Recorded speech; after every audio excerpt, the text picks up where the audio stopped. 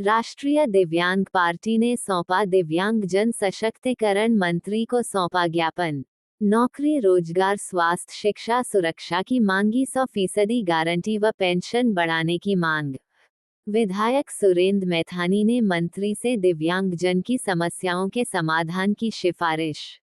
मंत्री ने नौकरी, रोजगार, पेंशन बढ़ाने की मांग स्वीकारी। सरकारी संस्थानों में बनेंगे रैंप। राष्ट्रीय दिव्यांग पार्टी ने दिव्यांग जन सशक्तिकरण राज्य मंत्री स्वतंत्र प्रभार नरेंद्र कश्यप को 17 सूत्रीय मांगों का ज्ञापन विधायक सुरेंद्र मैथानी के सहयोग से सौंपा। मंत्री जी ने नौकरी, रोजगार, पेंशन बढ़ाने, इलाज करवाने की मांग स्वीकारी। सरकारी संस्थानों में बनाने का दिया आश्वासन। राष्ट्रीय दिव्यांग पार्टी के राष्ट्रीय अध्यक्ष वीरेंद्र कुमार ने बताया कि मंत्री से दिव्यांगजन के लिए सामाजिक समानता कानून बनाकर नौकरी, रोजगार, स्वास्थ्य, शिक्षा, सुरक्षा की मांगी 100% गारंटी, नौकरियों में आरक्षण कोटा पूरा करने, पेंशन बढ़ाने, दिव्यांगजन को आयुष्मान योजना व अंत्योदय योजना का कार्ड जारी करवाने, कानपुर नगर में दिव्यांगजन के लिए प्राथमिक से लेकर उच्च स्तर के विद्यालय खोलने सहित 17 सूत्री मांगों का ज्ञापन सौंपा गया है। मंत्री जी ने सभी मामलों में जल्द कार्यवाही का भरोसा दिया है।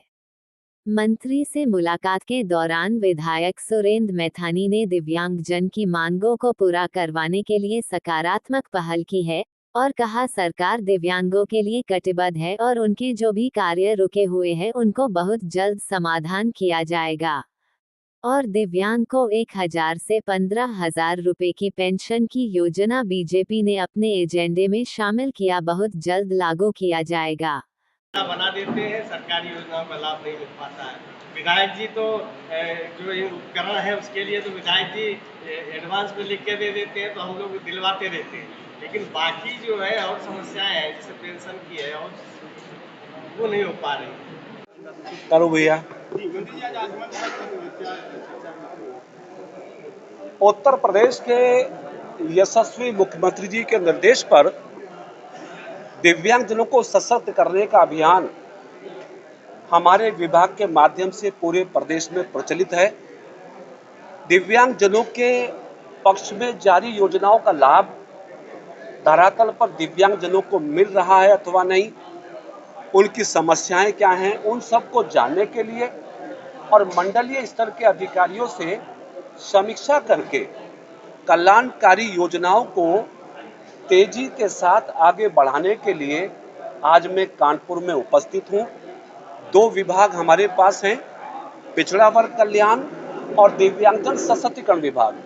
पिछड़ा वर्ग कल्याण के माध्यम से हमने 2023-2024 के सत्र में लगभग 26 लाख बच्चों को छात्रवृत्ति और शुल्क प्रतिपूर्ति उपलब्ध कराई है।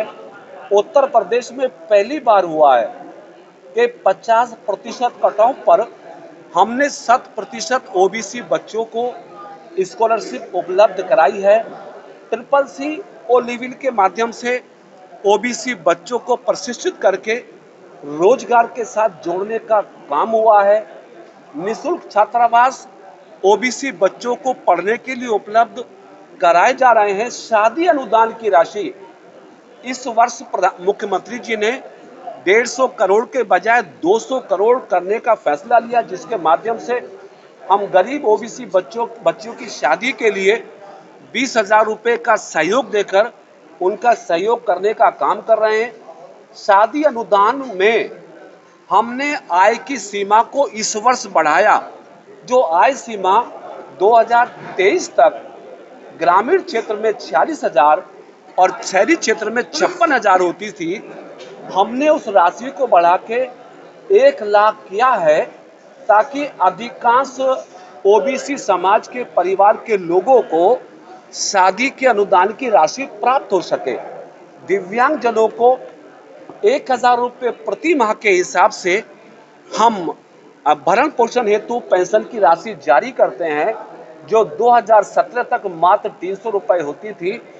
उत्तर प्रदेश के दिव्यांगजनों को हम निःशुल्क सरकारी बसों में यात्रा की सुविधा दे रहे हैं। 10,000 रुपये दुकान निर्माण के लिए, 20,000 रुपये, 10,000 रुपये दुकान संचालन के लिए, 20,000 रुपये दुकान निर्माण के लिए भी दिए जाते हैं। कॉकलियर इम्प्लांट जो 5 साल तक के बच्चे हैं उनके ऑपरेशन के लिए हम 6 लाख रुपए तक की राशि अपने विभाग के माध्यम से दे रहे हैं। कुल मिलाकर मैं संक्षिप्त में कहूं, पिछड़े वर्गों के कल्याण के लिए और दिव्यांगजनों को सशक्त करने के लिए हमारी सरकार प्रतिबद्ध है और हम नियमित रूप से समीक्षा करके लाभार्थी को लाभ दिलाने का प्रयास कर रहे हैं। उसी संदर्भ में, उसी क्रम में आज हमारा आगमन कानपुर में हुआ है। मंत्री जी, आपने कहा कि सरकारी बसों में फ्री सुविधा है, लेकिन दिव्यांगों को चढ़ने की सुविधा कोई नहीं है। रैंप होता है लेकिन लॉक रहता है। इसके अलावा विकास भवन में दिव्यांग लिफ्ट बनी हुई है, बंद रहती है। जहां किसी एटीएम में दिव्यांग नहीं जा सकता है। ये हो सकता है कि अभी बहुत सारी जगह ऐसी हों जहां पर रैंप का निर्माण नहीं हुआ है। हमारी केंद्र की सरकार की तरफ से, चूंकि प्रधानमंत्री नरेंद्र मोदी जी का ड्रीम प्रोजेक्ट है दिव्यांगजनों को सशक्त बनाने का, तो सुलभ सिस्टम के हिसाब से हम लोग प्रयास करेंगे। जहां जहां पर रैंप नहीं मिले हैं उसको आइडेंटिफाई करेंगे और वहां पे रैंप बनाकर दिव्यांगजनों को राहत देने का काम करेंगे। बसेस में भी यदि कहीं पे कठिनाई, हालांकि मैंने ट्रांसपोर्ट कमीशन को बुला के, अधिकारियों को बुला के इस बात का निर्देश दिया है कि दिव्यांगजनों को कदाचित कोई कठिनाई यात्रा में ना हो, फिर भी यदि कोई कठिनाई आपके संज्ञान में भी आती है तो उसको भी हम नोटिस में लेंगे। सरकार है, रैंप बंद है, उनको क्या किया जाएगा? जो बने तो है लेकिन बंद है, संचालित नहीं हो रहा है। जो संचालित नहीं हो रहे हैं उसकी जांच कराएंगे, उनको संचालित कराएंगे। जी, जैसे प्रमाण पत्र बनाने के लिए इन योजनाओं को लेकर दिव्यांगों के लिए बहुत कुछ प्रयास कर रहे हैं, लेकिन कानपुर में पिछले 6 महीनों से दिव्यांग बराबर अपनी मांगों को रखते चले आए। गड़बड़ी चल रही है, जिससे जो दिव्यांग पोर्टल बनाया गया उसमें 6 महीने गड़बड़ी चल रही है, जिससे दिव्यांग अपनी समस्या दर्ज ही नहीं करा पा रहे हैं। तो कैसे, क्या कर रही सरकार? उत्तर प्रदेश में दिव्यांगजन सशक्तिकरण विभाग के माध्यम से दिव्यांग आयुक्त का कार्यालय लखनऊ में स्थापित है, जिसमें प्रमुख सचिव लेवल का अधिकारी बैठता है और हमने दिव्यांगजनों की समस्याओं के समाधान के लिए जनपदों में कोर्ट लगाई हैं, दिव्यांग कोर्ट लगाई हैं। मैं भी खुद गया हूं।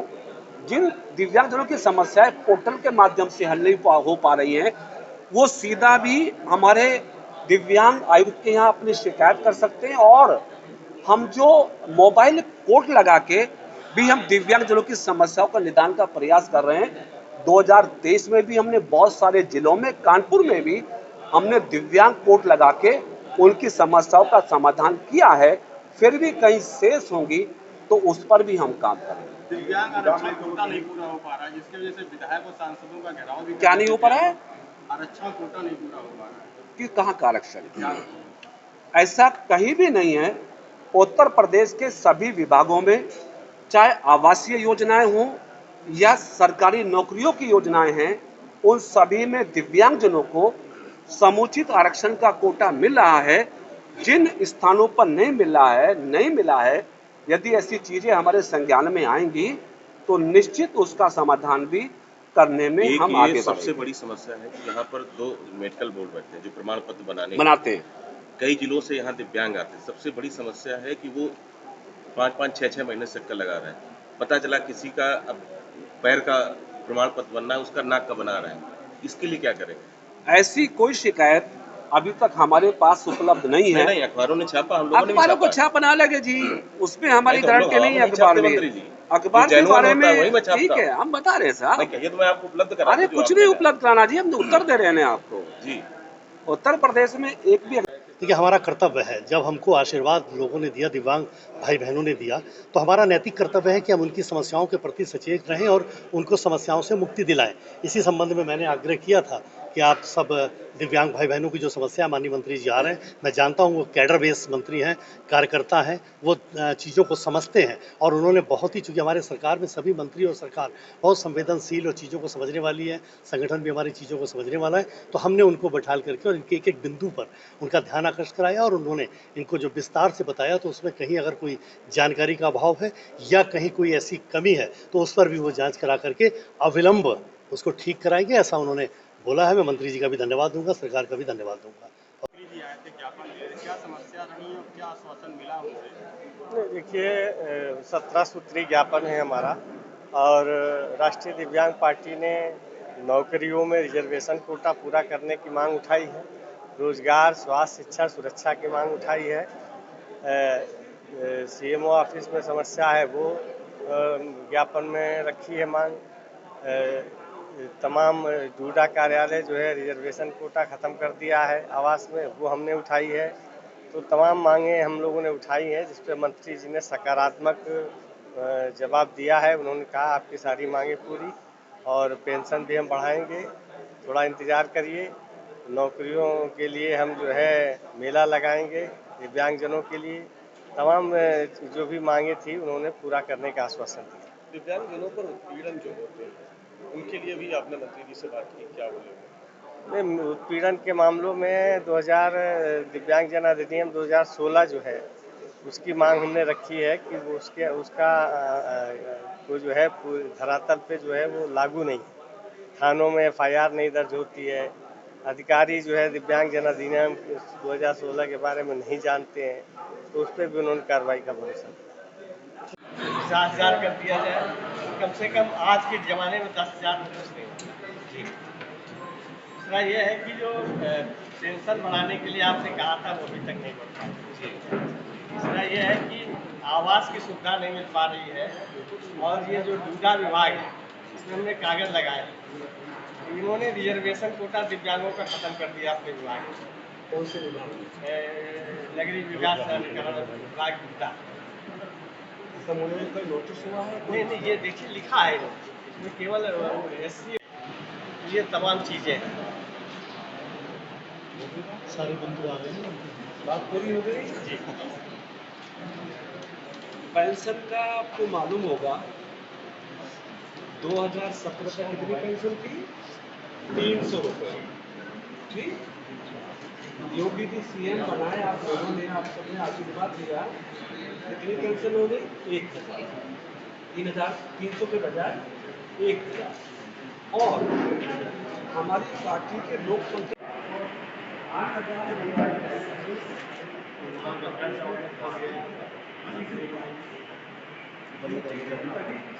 प्रदेश में स्थायी कानून नियम बनवा दिया है कि दिव्यांगजनों को सस्ते ब्याज पर देने का प्रावधान, जिनको जहाँ ऐसा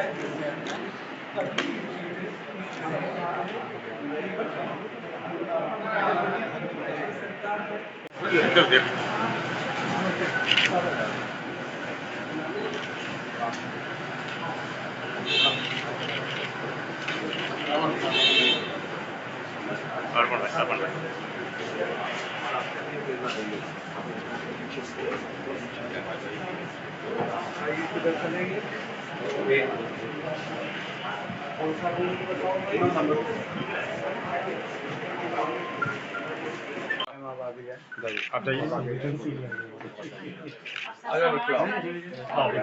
इधर से आ जाओ।